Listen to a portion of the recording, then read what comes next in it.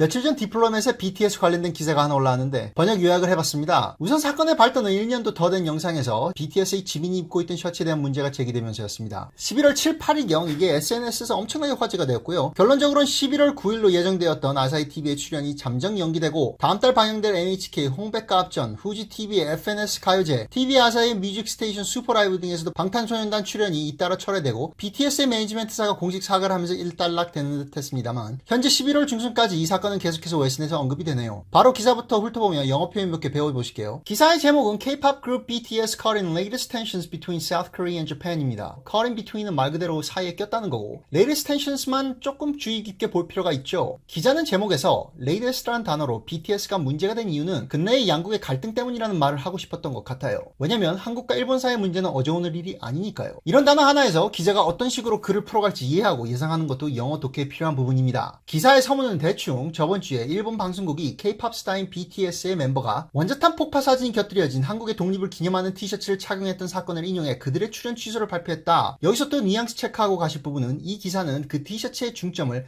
원자탄 사진에 둔 게 아니라 한국의 독립일을 기념하는 티셔츠라고 서술한 거죠. 원자탄에 대한 부분은 that also included the image of an atomic bomb explosion이라고 했어요. 그러고선 이에 대한 여파와 BTS 매니지먼트의 대응 방식에 대해 잠깐 논하고 바로 다음 부분으로 넘어가는데 Many have pointed out that it was odd for the TV station to take issues with that shirt now 라고 서문을 열면서 suggests that BTS has simply been caught in the middle 라고 했습니다. 여기서 표현 하나 보시자면 it is odd 라는 표현이 있죠. 며칠 전 풀어드린 이코노미스트 기사도 제목에 Koreans have an odd idea 라고 했었고 odd는 이상한이라는 의미로 많이 쓰인다고 말씀드렸죠. 여기도 똑같습니다. 번역하자면 많은 사람들은 방송국이 지금 와서 이 티셔츠를 문제 삼는 것이 이상하다고 말한다. 아마도 BTS가 한국과 일본에 심화되는 불화사에서 새우등 터지는 게 아니냐 뭐 이런 의미입니다. 그러면서 기사는 이번 사건이 이미 지난 몇 주 동안 악화되던 이 한일 관계에 새로운 최저점을 찍게 했다고 합니다. 또 여기서 알아두시면 좋으신 표현은 took a turn for 이라는 표현인데 말 그대로 그 방향으로 흘러가게 되었다 이런 뜻입니다. 응용해서 예를 들자면 After starting her medication, she has taken a turn for the better 이라는 말은 약을 복용하기 시작한 뒤로 그녀는 많이 호전되었다 이렇게 쓸 수도 있고요. 여기서 잊지 마실 것은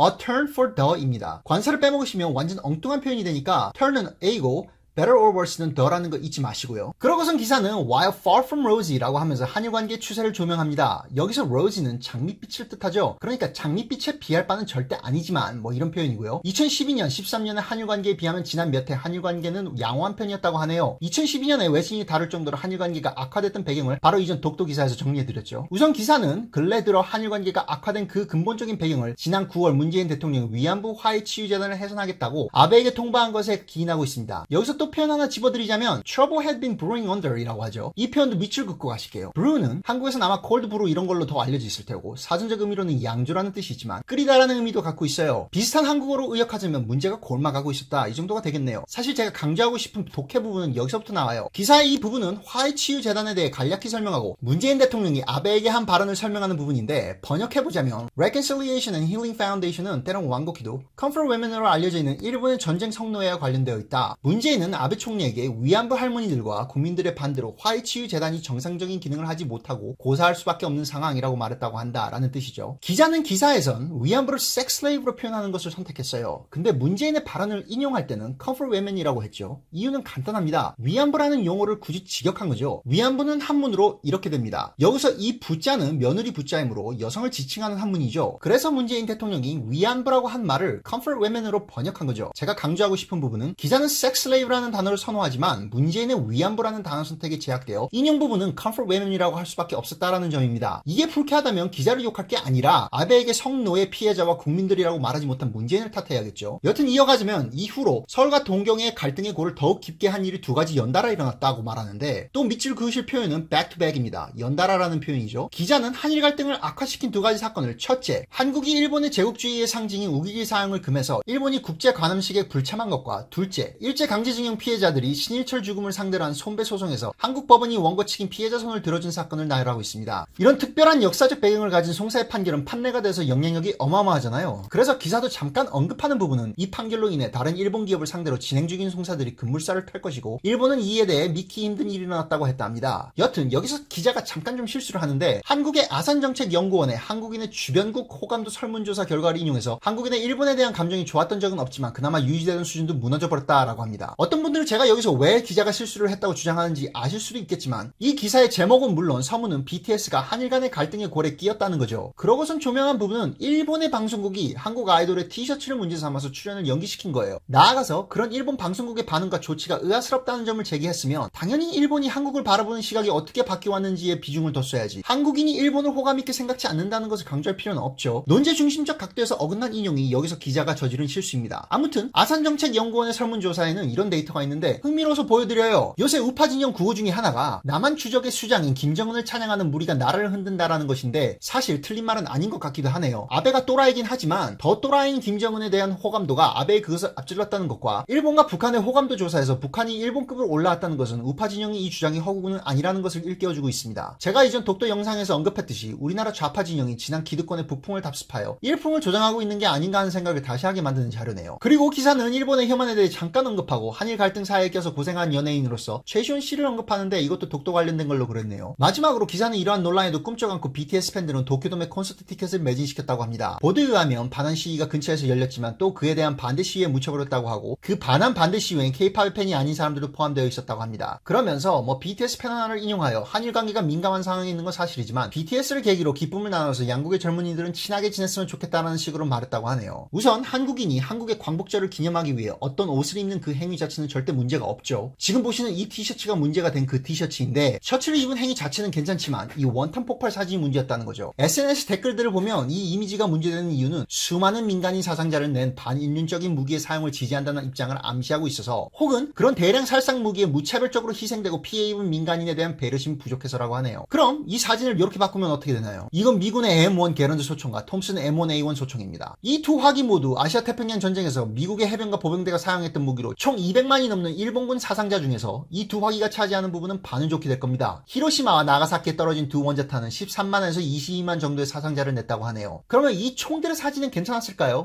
뭔가 폭력적 상징을 지닌 걸 그린 셔츠라 이것도 안 된다. 그렇다면 이건 어떤가요? 위안부 소녀상이죠. 현재 일본 정부는 세계 각곳에 설치되어 있는 이것도 가진 로비를 통해서 철거시키려고 하고 있습니다. 바로 이 대한민국에서조차 말이죠. 그럼 이걸 그려놓은 광복기념 셔츠는요? 그랬다면 과연 방송국이 출연 철회 조치를 취하지 않았을까요? 제 생각엔 그래도 걸고 넘어졌을 거예요. 이 모든 것은 일본의 패배를 상기시켜주는 상징이니까, 상기하고 싶지 않은 결말을 가진 역사 일부분이니까, 그래도 BTS를 까고 싶은 사람들은 마지막으로 원폭의 반인륜적인 면을 강조하며 그건 기념할 만한 게 아니다 라고 주장합니다. 그래요. 원폭을 기념하는 게 아니라 원폭으로 인한 결과를 기념하는 거예요. 셔츠의 아래 부분에 있는 사진은 이겁니다. 기뻐하는 조선인들, 반인륜적인 일본 제국에서 해방될 수 있게 해준 게 바로 이 반인륜적인 원폭이었죠. 왜 원폭 사진만 조명합니까? 그 아래 조선인들이 왜 그리 기뻐하는지는 다루지 않죠. 원폭은 다시는 사용되지 말아야 할 반인륜적인 무기임이 사실입니다. 하지만 그건 총도 마찬가지고 크게는 전쟁도 마찬가지고 나아가서 제국주의 사상도 마찬가지예요. 저는 오히려 이런 원탄투하 사진이야말로 일본의 제국주의 부활을 꿈꾸는 몇몇 인간들과 일본의 반인륜 전쟁 범죄에 대해서 무지한 이들에겐 아주 효과적인 리마인드라고 생각합니다.